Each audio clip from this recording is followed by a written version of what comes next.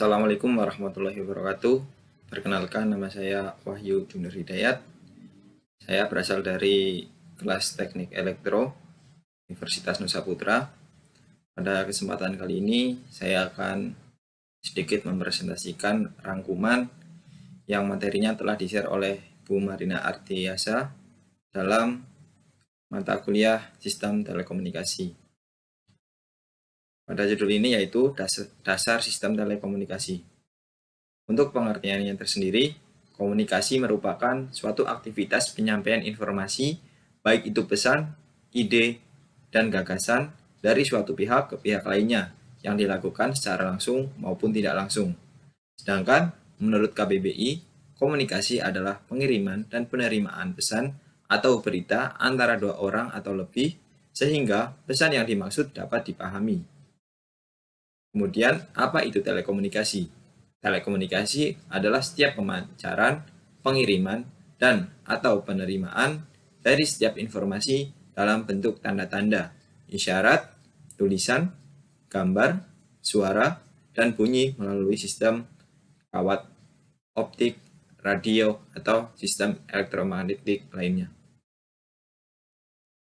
Kemudian, sistem telekomunikasi kesatuan terdiri dari input, proses, dan output. Dengan demikian, sistem telekomunikasi adalah suatu kesatuan yang terdiri dari bagian-bagian yang lebih kecil yang saling berinteraksi untuk mencapai tujuan tertentu, yaitu pertukaran informasi. Dengan kata lain, sistem telekomunikasi adalah seluruh unsur atau elemen baik infrastruktur telekomunikasi, perangkat telekomunikasi, sarana dan prasarana telekomunikasi, maupun penyelenggara telekomunikasi sehingga komunikasi jarak jauh dapat dilakukan. Komponen-komponen pokok sistem telekomunikasi, yaitu ada informasi, merupakan pesan yang dikirim atau diterima seperti suara, gambar, video, file, data, tulisan, atau teks. Kemudian, pengirim atau pemancar, merupakan informasi yang menjadi sinyal seperti listrik, elektromagnetik, atau optik yang siap untuk dikirimkan. Selanjutnya ada media transmisi.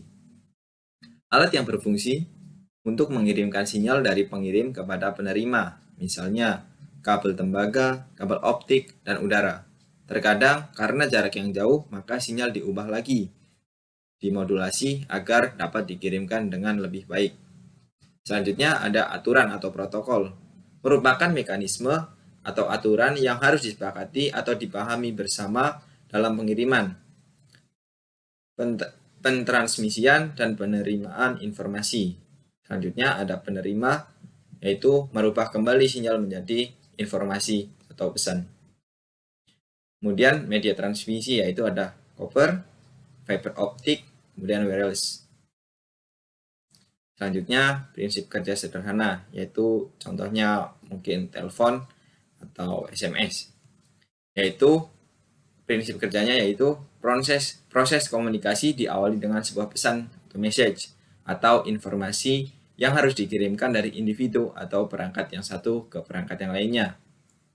Selanjutnya, pesan atau informasi tersebut selanjutnya dikonversi menjadi sinyal, yaitu dalam rupa listrik atau elektromagnetik atau optik. Kemudian analog ataupun digital. Proses ini terjadi pada perangkat encoder. Selanjutnya, sinyal tersebut kemudian dikirimkan atau dipancarkan oleh pengirim atau transmitter melalui media tertentu. Ini transmit dari message source, encoder, kemudian transmitter. Selanjutnya dibutuhkan media transmisi, yaitu kabel tembaga, kabel koaksial, kabel serat optik, udara atau radio, dan sebagainya. Yang baik agar gangguan selama proses transmisi melalui saluran atau media dapat dikurangi. Selanjutnya, sinyal tersebut diterima oleh stasiun penerima atau receiver. Sinyal yang diterima tersebut didekode kembali menjadi pesan atau informasi asli agar dapat dibaca atau didengar atau dilihat oleh penerima. Kemudian ada beberapa istilah dalam telekomunikasi, yaitu sistem telekomunikasi biasa disebut telecommunication system, teknik telekomunikasi biasa disebut telecommunication engineering, communication engineering, berbeda dengan communication science. Kemudian ada alat telekomunikasi. Adalah setiap alat perlengkapan yang digunakan dalam bertelekomunikasi. Selanjutnya, perangkat telekomunikasi adalah sekelompok alat telekomunikasi yang memungkinkan bertelekomunikasi. Selanjutnya ada sarana dan prasarana telekomunikasi.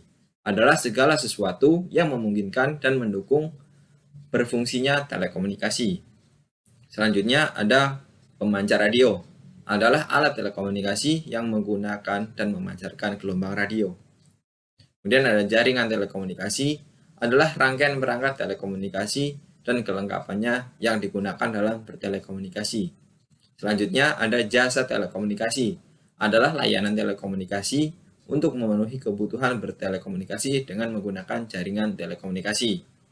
Selanjutnya, penyelenggara telekomunikasi adalah perseorangan, operasi, BUMN, badan usaha milik daerah, kemudian ada swasta, instansi pemerintah, dan instansi pertahanan keamanan negara.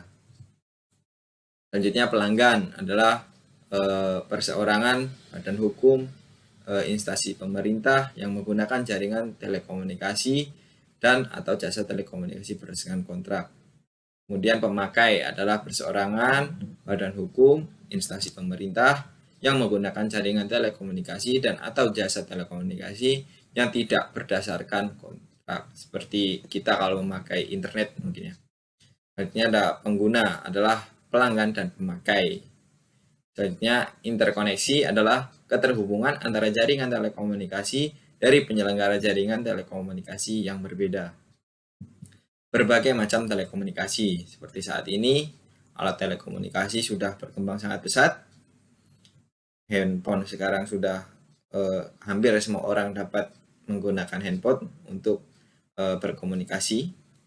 Di sini ada telepon, ada mobil telepon, data network, kemudian kabel TV, radio, press, pos, telegraf, ada banyak. Selanjutnya, ini tadi lambangnya dari telegraf, telepon, television. Selanjutnya, peran telekomunikasi dalam kehidupan. Mungkin pada era saat ini sangat-sangat diperlukan.